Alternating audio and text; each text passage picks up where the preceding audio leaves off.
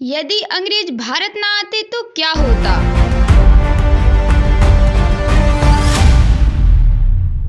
ये तो आज हम सभी जानते हैं कि ब्रिटिश राज से पहले हमारा देश भारत सोने की चिड़िया हुआ करता था, लेकिन अंग्रेजों ने मिलकर हमारे देश को आर्थिक रूप से काफी कमजोर बना दिया था। यदि आप किताबों के पन्ने पलटकर देखोगे तो आपको मालूम चलेगा कि भारत देश पर सबसे अधिक अंग्रेजों ने शासन किया था। आज हम एक ऐसे भारत देश में रह रहे हैं जिसमें अगर आप इतिहास ना देखो तो आपको मालूम भी नहीं चलेगा कि अंग्रेजों ने यहाँ 200 साल तक राज किया था और सोने की चिड़िया कहे जाने वाले देश को कंगाल कर दिया था।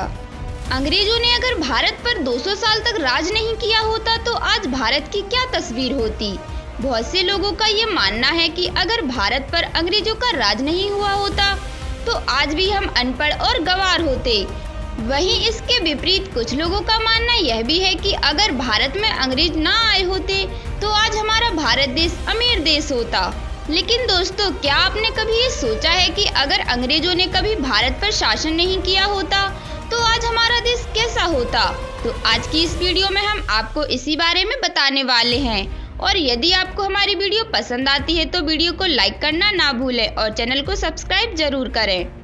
पूरे इतिहास में भारत की छवि हमेशा बदलती रही क्योंकि इसकी सीमाएं घटती और बढ़ती रही। बहुत कठिनाइयों से लड़ते लड़ते हमारा भारत देश बना। भारत को आजाद कराने में बहुत से लोगों ने अपनी कुर्बानी भी दी। आज हमारा देश विकास की राह पर चल रहा है और पूरी तरह से आजाद है। लेकिन क्या आपने सोचा है अगर भारत अभी तक आजाद नहीं हुआ होता तो आज हम कहाँ होते। क्या आप जानते हैं कि भारत पर सिर्फ अंग्रेजों ने ही नहीं बल्कि मुगलों ने भी राज किया था। और अंग्रेजों ने 200 वर्ष तक राज किया, लेकिन मुगलों ने हमारे देश पर 400 वर्ष तक राज किया। तो फिर कुछ लोग सोचेंगे कि हम सिर्फ अंग्रेजों की ही बातें क्यों करते हैं। ऐसा इसलिए क्योंकि मुगलों ने 400 सालों में भारत को इतना नहीं लूटा जितना अंग्रेजों ने 200 साल में लूट लिया था।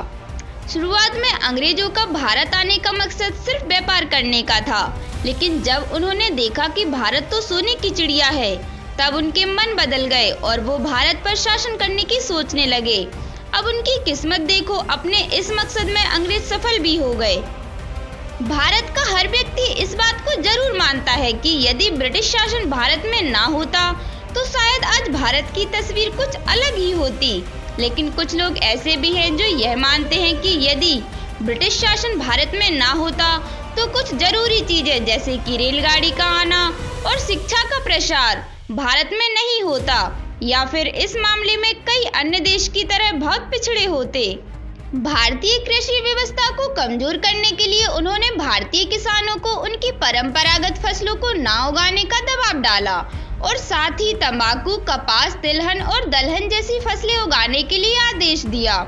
इसके पीछे उनका मकसद विश्व स्तर पर फसल का मुनाफा लेना था। हालांकि अंग्रेजों ने किसानों को इसका मुआवजा नहीं दिया और उनसे पशुओं की तरह काम करवाया।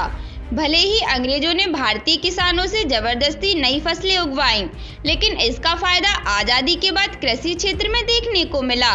यदि अंग्रेज ना होते तो हमारी कृषि तकनीक अच्छी नहीं होती।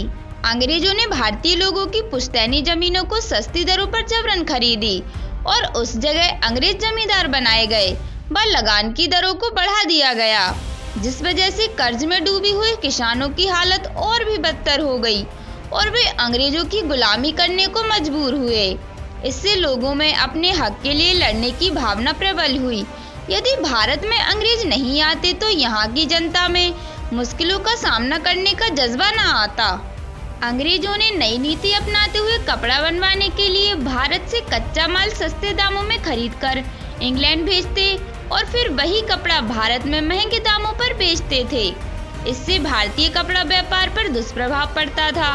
बाद में उन्होंने भारत में ही कपड़ा बनवाने के कारखाने लगवा दिए और भारत के मजदूरों से फ्री में काम करवाने लगे।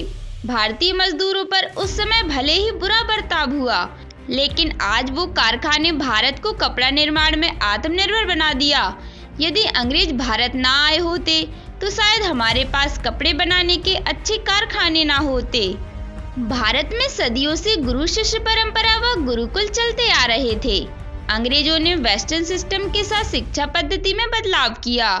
इन स्कूलों में बच्चों को पढ़ाने के लिए सिर्फ अंग्रेज टीचर ही थे और वे भारतीय बच्चों को पढ़ाने के बजाय सिर्फ उनसे काम करवाते थे।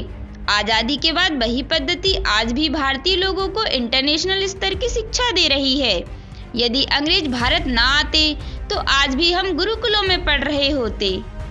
अंत में जब अंग्रेज जाने लगे तब उन्होंने भारत को 2 भागों में बांट दिया, जिससे भारत की भौगोलिक स्थिति खराब हो गई। 1947 में जो इतिहास रचा गया था वो सभी किताबों में दर्ज है, लेकिन ऐसा कहते हैं कि हर शासन में कुछ बुराइयां होती हैं तो कुछ अच्छाइयां भी होती हैं। अंग्रेजी शासन में कुछ काम अच्छे भी हुए थे, जैसे कि आज हम जिस रेलवे को भारत की लाइफलाइन कहते हैं वो अंग्रेजों की ही देन है। शुरुआती दौर में हवाई जहाज की शुरुआत भी अंग्रेजों द्वारा ही की गई थी। अब हम ऐसा भी बोल सकते हैं कि अगर इन दोनों चीजों की शुरुआत अंग्रेजों ने नहीं की होती तो हम इस क्षेत्र में इतने आगे नहीं पहुंच पाते। भारत में उस समय जो सती प्रथा चल रही थी उसे भी अंग्रेजों ने ही बंद करवाया था। अंग्रेजों के आने से पहले भारत देश बहुत से टुकड़ों में बटा हुआ था, जिसे उन्होंने एक कर दिया। अगर अंग्रेज नहीं आए होते तो शायद हिंदुस्तान बहुत से टुकड़ों में बटा हुआ होता। हमारे देश में संसदीय चुनाव सबसे पहले अंग्रेजों ने ही करवाए थे।